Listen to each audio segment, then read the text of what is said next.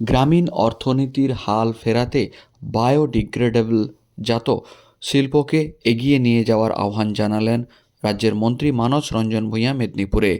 বেলা 2:30 নাগাদ মেদিনীপুর শহরের সিনার্জি নামক একটি কর্মসূচিতে উপস্থিত হয়েছিলেন তিনি, যেখানে পূর্ব মেদিনীপুর, পশ্চিম মেদিনীপুর, ঝাড়গ্রাম জেলার ক্ষুদ্র ও মাঝারি শিল্পের সঙ্গে জড়িত শিল্পপতিরা হাজির হয়েছিলেন।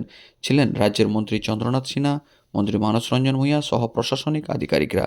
সেখানেই বায়োডিগ্রেডেবল জাত পণ্যগুলিকে শিল্পের ক্ষেত্রে এগিয়ে নিয়ে যাওয়ার আহ্বান জানানো হয়।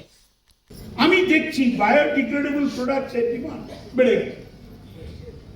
মাদুর স্যার, আমি ডিএম সাহেবকে অনুরোধ করছি, ঝাড়গ্রামের ডিএমকে অনুরোধ করছি, এডিএম পূর্ব মেদিনীপুরকে অনুরোধ করছি, বিডিও এসডিওদের এবং এমএলএ সাহেবদের অনুরোধ করছি, বায়োডিগ্রেডেবল প্রোডাক্টকে হুস হুস করে বাড়ান। দেখবেন rural economy will be turned into more than 70%. Because womenhood are attached with it.